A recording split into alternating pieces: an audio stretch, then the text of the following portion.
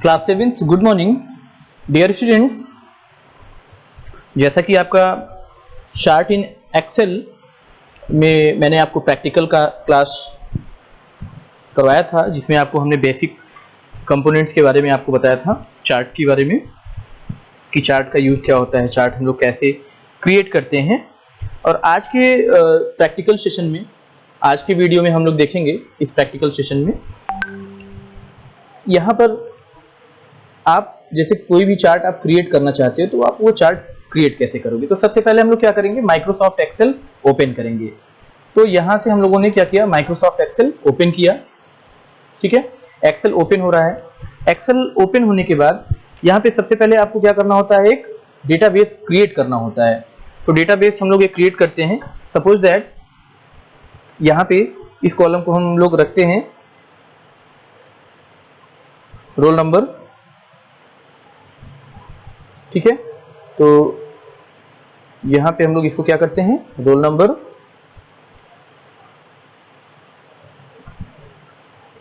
Name, उसके बाद आपके नेम के बाद जो भी आपका सपोज दैट सब्जेक्ट है, हिंदी है, English, then after maths.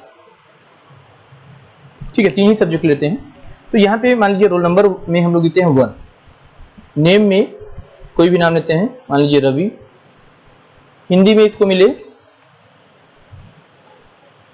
78, English में मिले इसको 69, मैथमेटिक्स में मिले इसको 74। ठीक है, फिर रोल नंबर 2 में आते हैं। रोल नंबर 2 के बाद यहाँ पे हम लोग लेते हैं राजीव। राजीव के बाद हिंदी में इसका 64 है, इंग्लिश में इसका 70 है और मैथ्स में इसके 63 है। ओके, रोल नंबर 3 का लेते हैं। रोल नंबर 3 में रोहित, हिंदी में इसके हैं 62, 65 और 58। तो इस तरह से हम लोगों ने एक डेटाबेस यहाँ पे क्रिएट किया, डेटाबेस हम लोगों ने बनाया। और अब क्या करेंगे, अब जैसे कि इसको हमें क्या करना है, पहले हम लोग इसको सेलेक्ट करते हैं। सेलेक्ट करने के बाद अलाइनमेंट इसका सेंटर करते हैं। और अब हमें जैसे अब चार्ट क्रिएट करना हुआ, तो चार्ट क्रिएट करने के लिए हमने सेलेक्ट किया हुआ है। सेलेक्ट करने के बाद यहाँ पे हम लोग क्या करेंगे, इंसर्ट मेनू में जाएंगे और यहाँ से चार्ट चूज करेंगे। सपोज दैट हम लोग कॉलम चार्ट करते हैं, तो कॉलम चार्ट जैसे क्रिएट करेंगे, तो कॉलम चार्ट पे क्लिक करने के बाद आपको इसके डिफरेंट टाइप दिखेंगे। आप किस टाइप में, जैसे 2D कॉलम्स लेना चाहते हैं, 3D कॉलम्स लेना चाहते हैं, सिलेंडर टाइप में, कोन टाइप में, पिरामिड, ऑल चार्ट टाइप पे करेंगे तो और डिफरेंट आपको यहाँ पे दिखेंगे। तो यहाँ से आप डिफरेंट चार्ट आप सेलेक्ट कर सकते हो। तो सपोज दैट हम लोग कॉलम चार्ट ये लेते हैं, ओके करते हैं। ठीक है, अब ओके करने के बाद जैसे आपने ओके किया, ओके करने के बाद आपका यहाँ पे ये कॉलम चार्ट क्रिएट होके आ गया। ठीक है, अब जैसे यहाँ पे इंडिकेट कर रहा है, जो आपका ब्लू कॉलम से है वो आपका ब्लू डॉट से वो रवि का है फर्स्ट का, सेकंड रेड से आपका राजीव का है, थर्ड आपका रोहित का है। तो यहाँ हिंदी में आप मार्क दे सकते हैं, जैसे पहले ब्लू किसका है, रवि का। तो रवि के कितने हैं, यानी 70 कितने हैं, 78 है। तो ये 70 और 80 के बीच में आपको शो कर रहा है। और यहीं पे आप देखोगे राजीव के जो मार्क्स हैं रेड कलर से शो कर रहे हैं, तो इसका कितना है, राजीव का हिंदी में 64 है। तो यहाँ पे आप ये 60 के एबव थोड़ा सा शो कर रहा है। तो इस तरह से तीनों बच्चों के ये मार्क्स शो कर रहे हैं। तो ये क्या हुआ, एक ये ग्राफिकल रिप्रेजेंटेशन हो गया, ग्राफिकल रिप्रेजेंटेशन हो गया। यानी अब इस डेटा को देखने के बाद आप बहुत आसानी से समझ सकते हो कि ये डेटा किससे रिलेटेड है। ठीक है, आप देखोगे तभी आपको समझ में आ जाएगा। यहाँ पे हिंदी, इंग्लिश, यानी किसी स्टूडेंट्स के मार्क्स का ये इवैल्यूएशन किया गया है और उसका ये मार्क्स शो कर रहा है।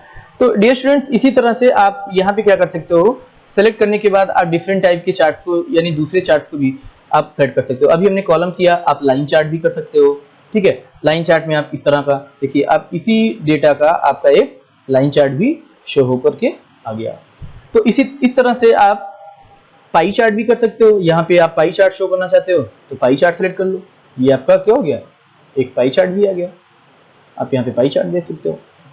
तो डिफरेंट डिफरेंट डेटा और डिफरेंट डिफरेंट वर्किंग्स आप यहाँ पे इस तरह से, आपके पास डेटाबेस होना चाहिए, डेटाबेस आपका सेलेक्ट होना चाहिए। सेलेक्ट करने के बाद आप यहाँ पे डेटा आसानी से आप कर सकते हो। तो यहाँ पे जैसे आप मान लीजिए बार चार्ट लेना चाहते हैं तो बार चार्ट आप क्रिएट करोगे, ठीक है। तो बार चार्ट में यहाँ पे 3D बार लेते हैं तो यहाँ पे ये आपका बार चार्ट शो हो गया। इसके बाद अगर आप यहाँ पे बार चार्ट के बाद स्कैटर लेना चाहते हो तो स्कैटर चार्ट भी आप यहाँ पे ले सकते हो। तो कहने का सिर्फ मेरा मतलब ये है कि वर्किंग जो है वो सेम होगी, यानी डेटा को ग्राफिकल रिप्रेजेंटेशन देना, लेकिन उसके जो लुक हैं, उसके जो यूजेस हैं वो अलग अलग हो सकते हैं। तो इस तरह से आप डिफरेंट डिफरेंट चार्ट्स पे वर्किंग जो है आप कर सकते हो MS एक्सेल में। डियर स्टूडेंट्स, जैसे आप यहाँ पर डेटा को और भी बढ़ा सकते हो। जैसे अभी हमने आपको 3 सब्जेक्ट का दिया, तो यहाँ पे आप मैथ्स के बाद अदर सब्जेक्ट का भी ले लो, ठीक है। जैसे साइंस हो गया आपका, साइंस के बाद आपका कंप्यूटर हो गया, ठीक है, आपका SST भी हो गया। तो इस तरह से डिफरेंट डिफरेंट सब्जेक्ट आप पूरा डेटा बना सकते हो। तो अभी क्या होगा कि आपके और भी सब्जेक्ट्स के डेटा इसमें शो करेंगे। ओके, तो आप यहाँ पे अब इसके मार्क आप फिल कर दोगे। तो जब इन सब के मार्क्स फिल होंगे तो आपके जो चार्ट्स होंगे उसमें, चार्ट्स में आपका डेटा जो है ऑर्गेनाइज तरीके से ये फील्ड्स उसमें बढ़ जाएंगे। तो अब जैसे सपोज दैट आपने साइंस में लिया, तो साइंस में बच्चे का 72 मार्क्स है, ठीक है। सपोज दैट साइंस में, कंप्यूटर में 75 है, SST में 73 है, और उसके बाद इनका 65 है, 70 है और 68 है SST में। यहाँ पे आप देख सकते हो इनका है साइंस में 62, कंप्यूटर में है इनका 73 और यहाँ पे इनका है 74। तो अब ये डेटा आपका देखिए, अभी आपका कंप्यूटर और SST भी आ गया। तो इस तरह से अब आप जब इसको सेलेक्ट करोगे तो डेटा को हम फिर से एक बार सेलेक्ट करते हैं, और सेलेक्ट करने के बाद हम फिर से चार्ट को सेलेक्ट, नेक्स्ट चार्ट को आप करते हैं, इंसर्ट करते हैं। तो इंसर्ट मेन्यू पे जाएंगे, उसके बाद यहाँ पे हम बार चार्ट लेते हैं और बार चार्ट को सेलेक्ट करेंगे। देखिए आपका Hindi, English, maths, science, computer और SST तीनों के मार्क्स अब क्या हो रहे हैं, शो हो रहे हैं, ठीक है। तो इस तरह से आप क्या कर सकते हो, चार्ट की एंट्री कर सकते हो। इंसर्ट आप कॉलम चार्ट लेते हो, 2D कॉलम चार्ट, यहाँ पे आप देख सकते हो, ठीक है। हिंदी आया, इंग्लिश आया, मैथ्स आया, साइंस आया, कंप्यूटर, तो ये एक ग्राफिकल रिप्रेजेंटेशन हुआ। तो इस तरह से डियर स्टूडेंट्स आप बहुत आसानी से, बहुत अच्छे तरीके से इन सब सारी चीज़ों को आप शेयर कर सकते हो, इंसर्ट कर सकते हो, और एक अपने पेज को आप अट्रैक्टिव बना सकते हो। तो इस तरह से हम लोग क्या करते हैं, कॉलम इंसर्शन करते हैं। अब यहाँ पे चार्ट क्रिएट करने के बाद चार्ट की फॉर्मेटिंग की बात आती है कि चार्ट को हम लोग फॉर्मेट कैसे करते हैं। तो फॉर्मेट करने का सिर्फ ये है, जैसे आप इसका टाइप चेंज करना चाहते हो तो आप यहाँ डिज़ाइन टैब में भी आ सकते हो। तो टाइप्स अभी हमने जो बताया, चार्ट लेआउट है, चार्ट स्टाइल है, तो यहाँ पे आप इसका चार्ट स्टाइल भी चेंज कर सकते हो। जैसे आप क्या करोगे, इसको सेलेक्ट करोगे, चार्ट स्टाइल इसको कर दोगे, ठीक है। इस कलर में चाहते हो आप इस कलर में कर सकते हो, तो यहाँ से आप चार्ट स्टाइल भी चेंज कर सकते हो, ठीक है। तो स्टाइल चेंज करने के बाद आपका बैकग्राउंड है, कलर है, पैलेट्स है, तो ये भी आपका कर सकते हैं, ठीक है। तो जैसे आप बैकग्राउंड पैटर्न्स और ये सारी चीज़ें आप अगर चेंज करना चाहते हो तो इसके लिए आप क्या करोगे, कहाँ पे आओगे, फॉर्मेट में आ सकते हो। यहाँ पे फॉर्मेट मेनू पे आएंगे आप।